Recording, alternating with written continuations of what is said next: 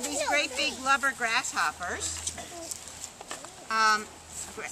Grasshoppers are supposed to have 6 legs. This guy lost one. This one has all of them. In the lubber grasshopper world, the big ones are females and the smaller ones are males. So I have a guess that we have a lady over here, 5-legged lady, and we have a male over here. And what they are extremely well camouflaged. You can see how they look like dead leaves. Don't they look like dead leaves or grass?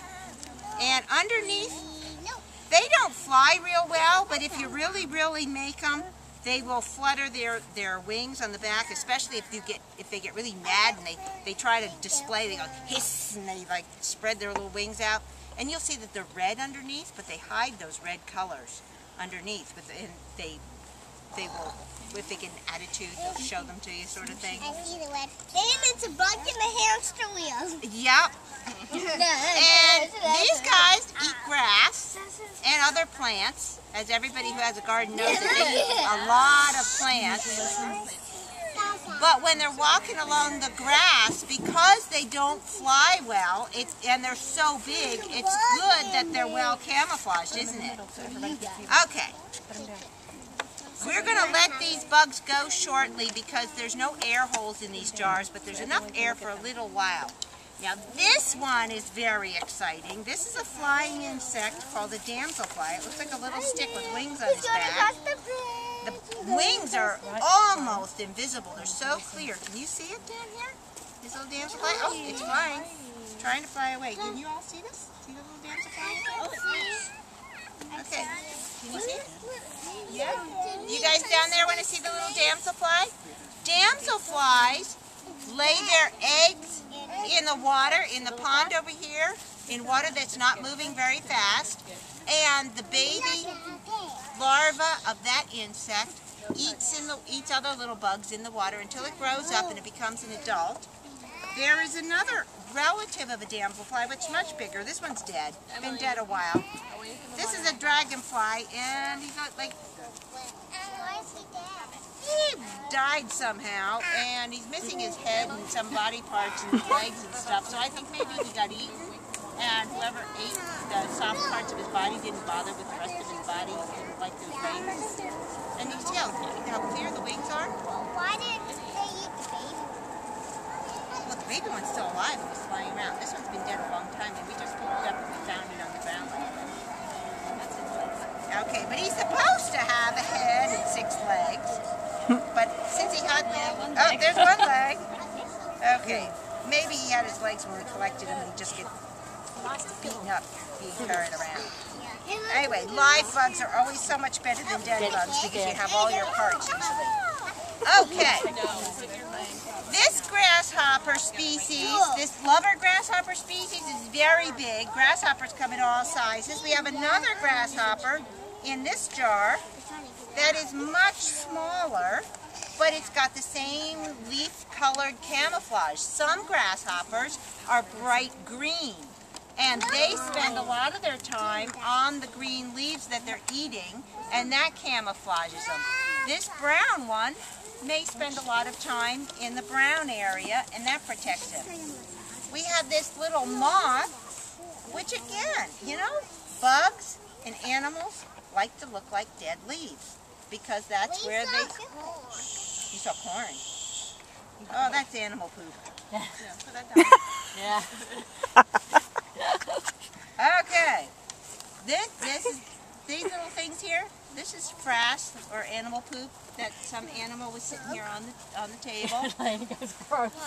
Okay. All right, so this little moth looks like the dead leaves and the sticks. So these are all a good way to camouflage and protect themselves. What do you have in there? No, you're going to And, oh, this is a kind of a flying ant type thing. He looks like he's got an ant shape to him, so maybe he's an ant relative. Might be a bee relative. It's hard to tell. He's so small, I don't know what it is. We have another little bug here with stripes on his back. This is called a spittle bug. He's got orange stripes on his back, and he hops a lot. And when we let him go, he'll hop away very quickly. Just let a bug go. And Oh, he just let a bug go. just let a bug go. Well, that's okay. We've been looking at a bug. Okay, now, I also have a recently dead snake that happened to be in the parking lot at the wrong time. Got run over by a car last week. Why? I don't know why he was in the parking lot. He must have been crossing to the other side. Okay. Don't shake him out of there, but you can pass him around. That is a baby, either rat snake or black racer snake. Either way, as that snake gets older, his colors will change. When they are babies, they also have good camouflage colors, so that they can hide on the ground. Unfortunately, hiding from a predator is different than hiding from a car. Staying still so you won't get eaten doesn't work when a car is coming. So, he got run over, and one of the visitors to the park came walking in yesterday and said, "So, what kind of snake is this?" And I was very glad as she was holding it. It was a dead snake. This? What do you think this is? Anybody? Didn't get to see it? He said you didn't get to see it. Who didn't get to see it? Down here? You can see this. Pass the snake down. She didn't get to see it. Well, it's not going anywhere. It's beehive stuff. Beehive stuff, you think? Yeah? Yeah? Yeah, it's a shed skin of a bigger snake. It might have been a snake that's the grown-up size of that snake. Don't know for sure. You can touch it if you want. It feels like paper or plastic. It feels like plastic wrap. Just don't break it into a million pieces. You can feel it. And you can see the eyeballs where it's shed. This snake, see the eyeballs are on the top. Okay. Why does the snake lose its skin? Why does his skin come off? Anybody? Yeah? Because that skin is old. Ryan, be gentle, don't break it, babe. Yeah, when the skin gets old and it's not the right size anymore because the snake is growing, they have to shed their skin. They have to take it off, and underneath is an already formed new skin, so they don't ever run around with no skin at all. Yeah.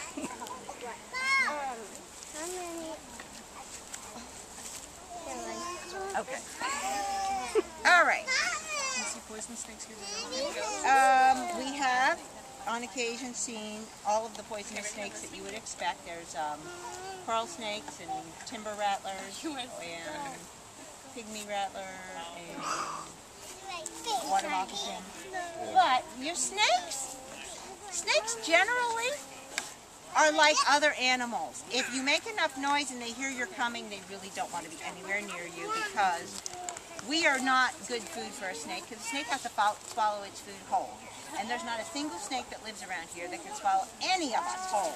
So they would like to go the other way, because all they can do is get hurt by us.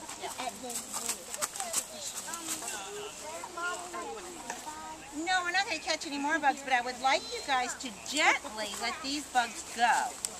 And then